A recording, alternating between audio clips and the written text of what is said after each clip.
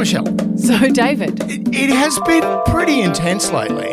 It has, and look, I'm kind of just over it. I'm really sick of governments falling over, warlords trying to take over governments, people invading, people talking about invading, Barbie being banned in Vietnam because of the 9-dash line. That's something we should talk about, but not today. No. Today I want to go back to basics. Let's have fun. I just want to get back to the real stuff that we talk about here, which is spies.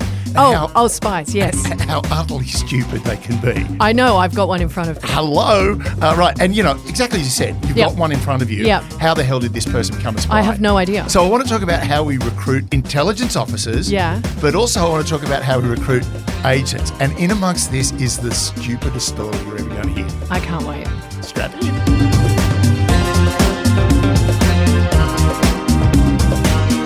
You're listening to I Spied, the empty pen of Australian intelligence.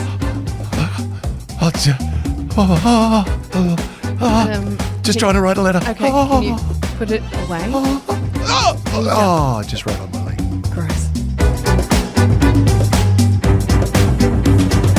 Hello and welcome to I Spied. My name's Michelle Stevenson. I'm here with David Callan, and I have to say it's been a rough while, and we've been talking about a lot of serious topics. Yeah. And we kind of have forgotten that we actually are I Spied. We're idiots. Well, I'm an idiot, and you're the person that basically keeps the idiot under control. So we thought we would switch things up. We'll go back to basics and get back into the kind of spy genre that we love so much, and that, kind of what started this whole podcast to begin with. And interestingly enough, I've gotten into storytelling of late. There are storytelling rooms. Oh wait, you are a storyteller? Yeah, I can barely get a peep out of you. Exactly, I know. I'm such a shy and retiring little wallflower. Yeah. And the funny thing is, of course, I do talk a bit about ASIO when I'm doing my storytelling stuff because there's lots of stories. Did you know that? Yeah, I do. 150 episodes. I know, it's been 3 years of your stories, mate. Suck it. Right. Well, the great thing was, and a lot of people always ask me, how did you wind up there? How did you wind up working for ASIO? And a lot of people actually contact us through our Twitter feed at I Spied Podcast. At I Spied Podcast. I love the way you always have to correct me. Because No. It's just I like to be clear. Thorough. Concise. Good.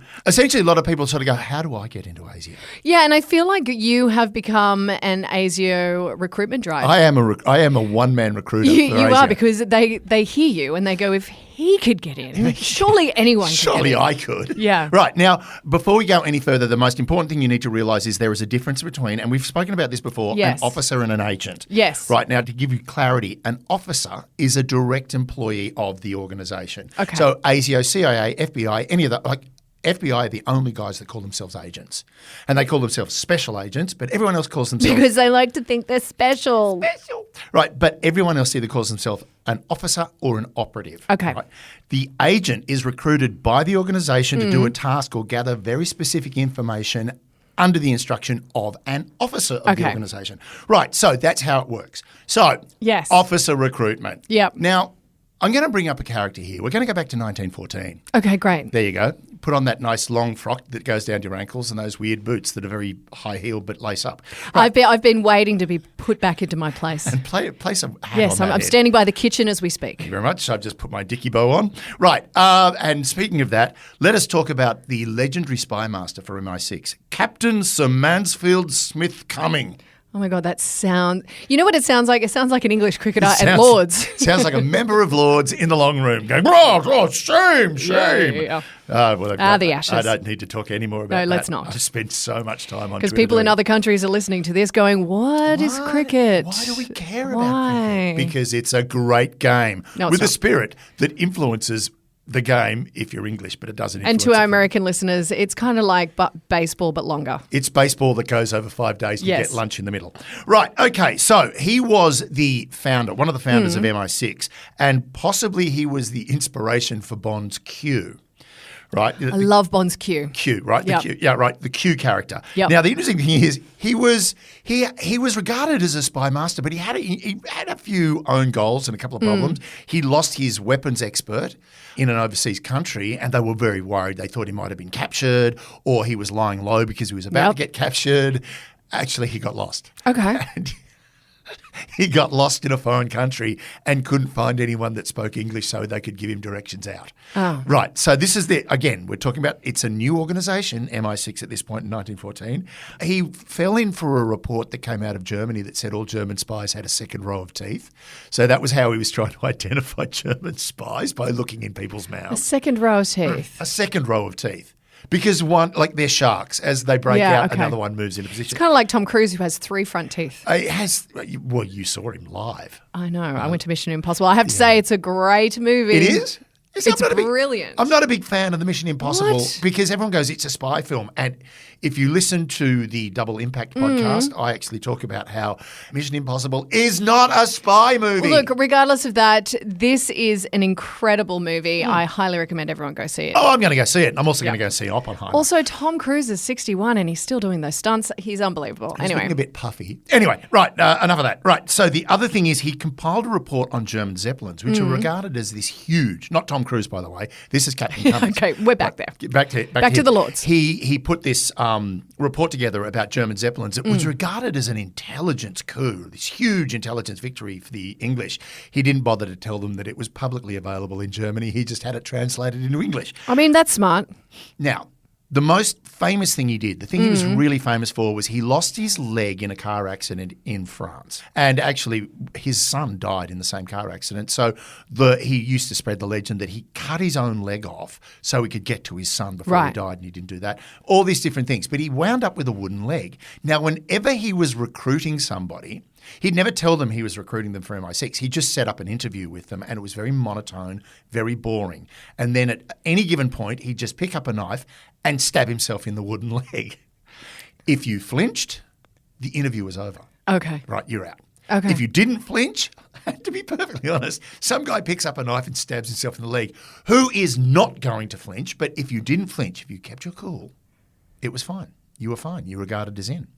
He would explain what you were really being recruited for, and away you went. I feel like if you can look at that and not flinch, then you're a little bit of a psychopath. And maybe that's what MI5 or MI6 were looking for. Now, he enjoyed doing it so much. He enjoyed the reactions he got from people so much that he started doing it. It was his party trick. Yeah, he started doing it at state dinners and major functions, right? Like just sitting there next to, say, the ambassador of Greece or the king of Holland or whatever, and he'd just pick up a knife and start stabbing himself in the leg as a gag, which probably made it. It's so funny. Now, there is one other thing that Captain Cumming,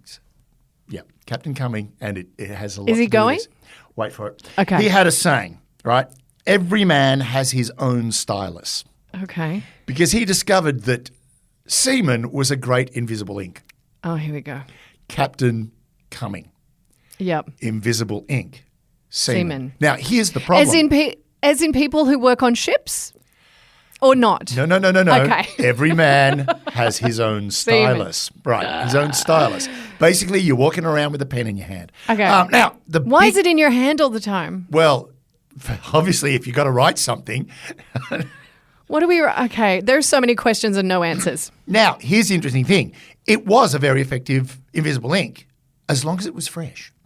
Because this is going like this, but doesn't it stick? Like there are so many questions. Why? Wait. We're not through this yet. Wait. You shouldn't sit like that with your arms wide open. I'm like shocked right now. Now, if you think that's bad, one of the MI6 officers, Major Dick Holmes, I'm not kidding. This is all real. So Cummings, Dick. Yeah, okay. Cummings, Dick. Now, Dickie, he had a problem. He'd save his up in a jar and use it later. Oh my God, I can't even. I'm like trying not to throw up right now. And they knew they were getting a letter from Dickie because the letter would smell. It was rancid. Can we just not? Like, is this real? This is real. Okay. This is absolutely real. This was the basis. This MI6, Captain Cummings, Dick Holmes, Invisible Ink. And wow, just imagine. Look, I didn't have any of this on my bingo card right now. I know, but imagine, I've got to write a letter. Got to think of something. I need a visual. I need inspiration. What am I going to write about? What am I going to use to write about it? Right, so the interesting thing is this was the basis of the modern intelligence organisation. This was the guy that was recruiting people in. Now it's really, really different. Okay. Right? No one uses that anymore? No one stabs himself in the leg. I did, but it was a real leg, so it was messy and nothing happened. Look, put it this way. when I was working at ASIO was one of the first organisations in the world to publicly advertise for positions in the organisation. Okay. Right, and the first thing they advertised for were surveillance officers, and we got lots of letters from people going, "I'm ready to kill if I have to," which was like, nope. Right? Yeah. Everyone who went, "Oh yeah, I've learned karate and I know how to break a man's neck." Yep, okay, no, we don't need you either. That was a great way of getting out. Basically, it was people who went, "I just need a job and I want something interesting." Yep, you'll be in. Yep. Right, so it's very professional these days, right? And basically, it's like pretty much any recruitment to any job. Yeah. Right? You go in, you get interviewed, you might get a second interview, you might have to do a psych test. You'd have to do a psych test. They'll check. surely. Oh, you definitely do a psych Yeah. test. How I got through that? Again, a better actor than I Yeah, realised. yeah. Right. Now, one of the things that everyone talks about now is social media and how that affects your ability to get a job. Well, I mean, this is a really big question because it's not even just, ASIO. It's like any job. Now people Google your name and go pour through your social media. Now, expect ASIO or any intelligence organisation to do just that. They are going to look at your social media. It's very important for them to look at your social media, but it's not a game changer. It can be if it's got constant photos of you sculling a bottle of Stolichnaya while, dancing with Cossacks. It could cause a problem. Maybe you've got a Russian fetish. Maybe you've got a Russian fetish. But the big thing about having a social media presence is it gives you an automatic cover, right? Because Oh, yeah. Because if you didn't have a social media presence, then there's something very suspicious it's already about you. suspect, all right? Yeah. A friend of mine has a new partner. Everyone went, "Oh, it's quick Google him." Nothing. And everyone went, "Hang on a minute, what's going on?" It was really, and it was just like the guy went, I'm not into it. Well, that's because we're in this whole new world where people get Googled before you even meet them. Exactly. But particularly if you're going out on a date with someone. Yeah. Now, I mean, as my wife and I always say, thank God the internet didn't exist when we started going out. Oh my God, thank God the internet didn't exist when I was younger because let me tell you, I've been in some dodgy situations. Oh, no, really? I know, it's really surprising for most people, but it's pretty dodgy. I haven't been in a few dodgy situations. That's pretty much how it works for me. Yeah. So if you look at my social media presence, it's just photos of Sydney Harbour. Now, Mine are just photos of me at premieres. Right. So it won't kill your chances. No. In fact, it's a great way of building your cover story. Yeah. Right. And it's also a great way of, if you wind up doing case officer work, so you're in the field, it is a great way of bolstering your cover. So, if you've got a YouTube channel, but you decide I want to join ASIO, they won't turn around and say, and your YouTube channel might be, woodwork. I'm mad for woodwork. I'll show you how to put up a bookshelf. That sort of thing. They're not going to tell you to stop. They might actually turn around and say, keep going. Even during the recruiting process and after, keep doing it because that becomes cover. But I've got a question. So if you do get into the organisation and you do field work, surely if you have an Instagram account, they could go through that and they could leverage people who like your photos, people who get tagged in your photos and find out who your friends are and who you're dating. Totally. That's if you give them your name. Right. Now, if you're doing recruitment, if you're trying to recruit an agent. But what about facial recognition? Oh, yeah, see, it's buggering it up now, isn't it? Yeah, AI. Yeah. Right, so AI and all that sort of thing, that can cause problems. Yes. But generally, you are dealing with people who aren't expecting it. Okay. Right, if you know what I mean? Yep. Right, so a great quote is working for the CIA isn't like 24, it's more like The Office. And working for ASIO is exactly the same. Just a bunch of fools being funny. Basically, the same crap that goes on in the office is pretty much the same crap that goes on in the office. Yes, somebody photocopied their ass during the Christmas party. Great. Because that's what people do at Christmas parties. Of course, that is now on file and that ass has been recognised by AA. If anyone sees that ass, that guy's dead, mate. Yeah. Right. So that's recruiting an officer. Yes. It's a very, very stable thing. I mean, once vetting starts, it can take a long time. And also, if you're just an office worker, if you're an analyst or you're in the office, if you're not going into the field, it's not as high pressure. Right? But if you are a field officer, and most generalists will cycle through a field position at some point, that becomes very important to watch. Now, recruiting an agent's very, very different. Now, we've spoken about MICE, money, ideology, compromise, ego. Yes. That one. Now, one thing that's come up, and it came up, Burjo, our mate Burjo, DG of ASIO. He's not really our mate, but yeah, we'll call him our mate. He'd like to be, I'm sure. He sits there, he lies in bed at night going, why don't they call? I know.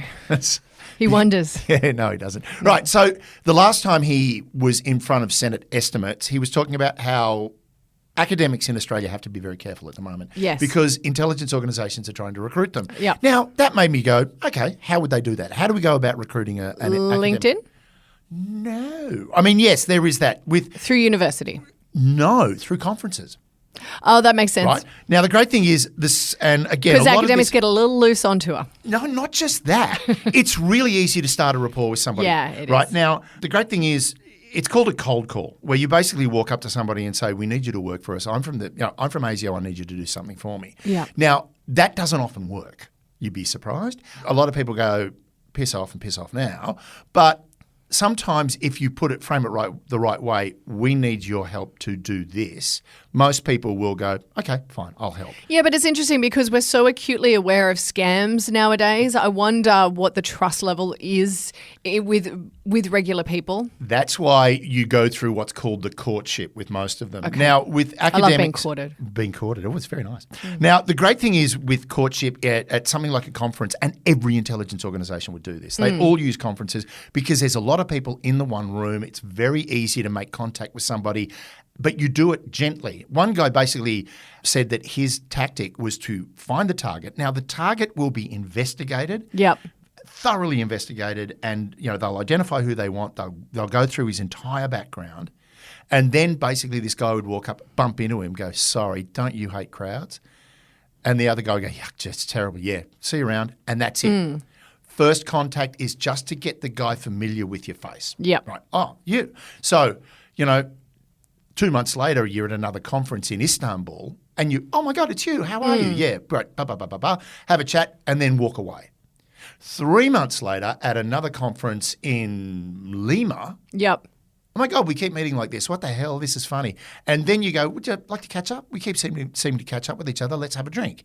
And then while you're having a drink, so you and I are having a drink, you're a scientist I'm trying to recruit, and I might turn around and say, "Oh, I read this fantastic paper recently about how the penguin is an incredibly effective animal for gathering intelligence." No, I wouldn't say that. Yeah. Just I would bring up something That you're interested in. that I'm interested in that I know you wrote. Yep. Right? So my first thing is, and this works with journalists as well. Because the one thing I know about academics is they get off on being recognised, their work getting recognised. Yeah, everybody. That's the ego portion of the MICE, Yeah. right? So the whole thing is, basically, we appeal to your ego by saying, "I read this fascinating report." Yeah, you'd probably like it. It's a bit like Carrie Fisher in When Harry Met Sally, when Yep. she goes, "Yeah, I heard that, someone said that pasta is the quiche of the 90s." And I can't remember the actor's name, but he turns around and goes, "I wrote that."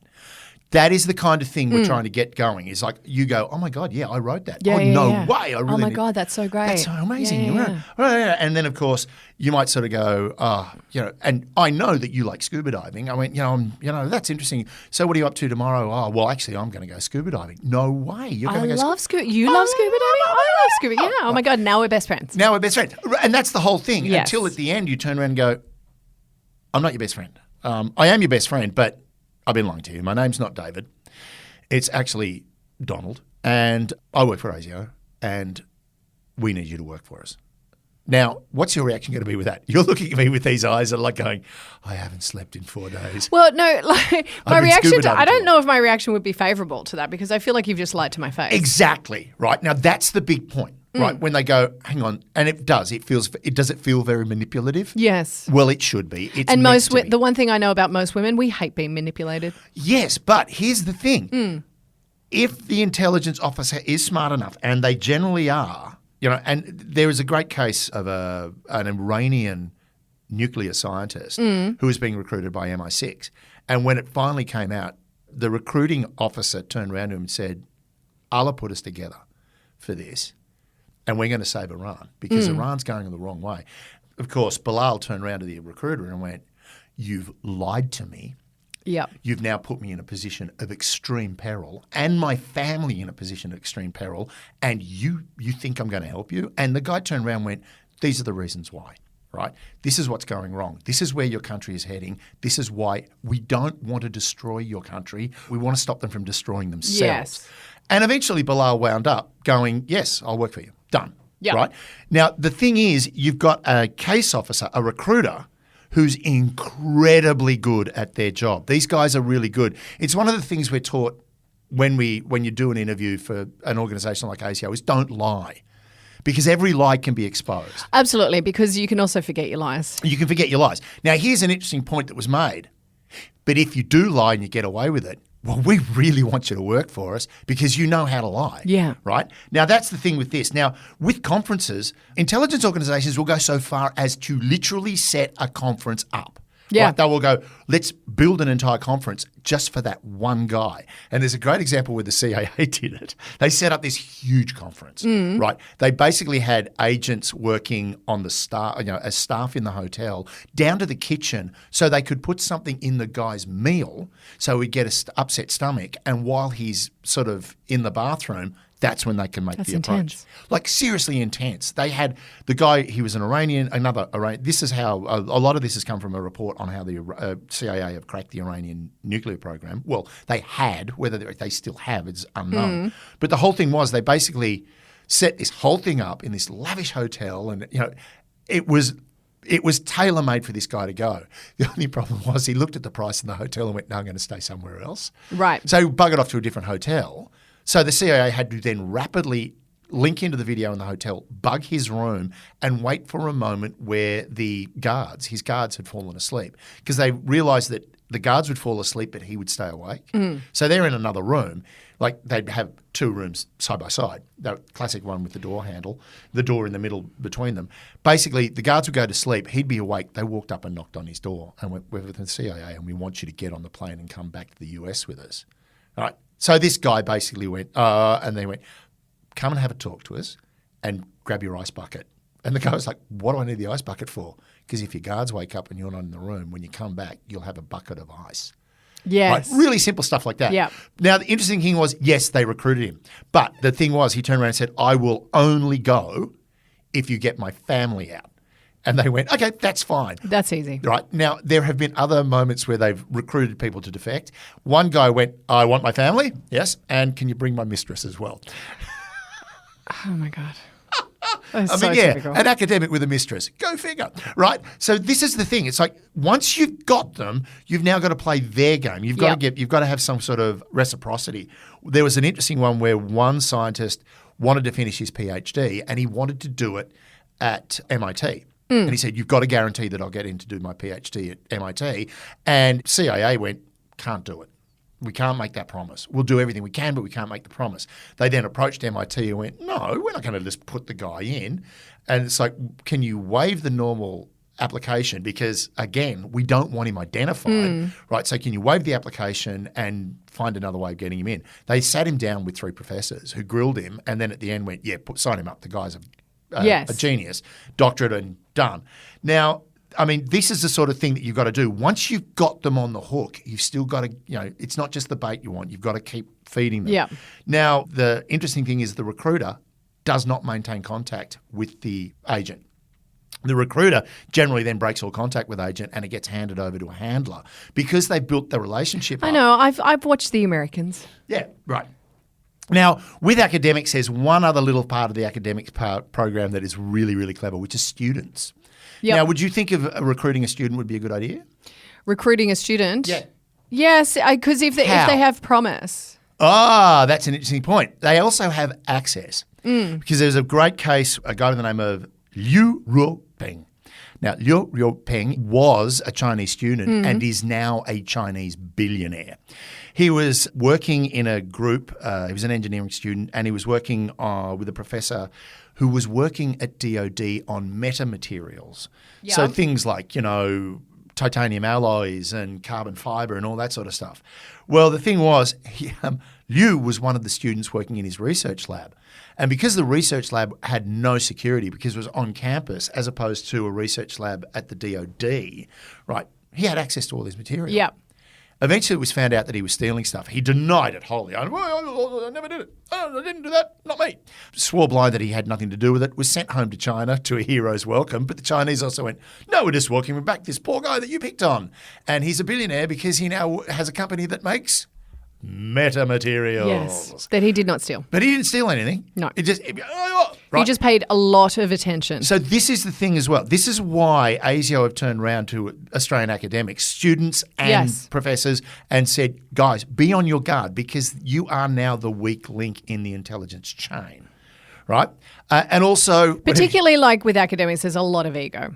Well, that's the interesting thing. As I said, one of the things they love about academics is they're always desperate for funding, right? So if you turn around and go, we can pay for that.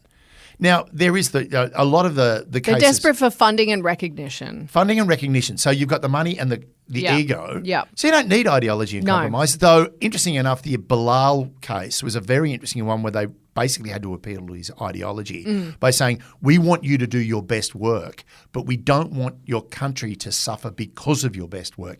Come and work for us. Right, work for us and help us save your country. Yeah. So that becomes you've got the ego, the compromise. The compromise would have been the friendship, right? You're now a friend of ours. Because that's the other thing is once you're heavily enmeshed in a relationship with the recruiter can virtually turn around and say, okay, well, what we're going to do is tell your government that if you are absolutely, I'm not going to have anything to do with you, great. What we want you to do now is go home because we're going to tell your government that you've been talking to us for the last 2 years. Right. Right. So there's that as well. There is the threat of compromise always exists. There was a great one where a guy in Moscow was utterly compromised because the KGB kept getting him blackout drunk and then having him sleep with young men and taking photos and film of it.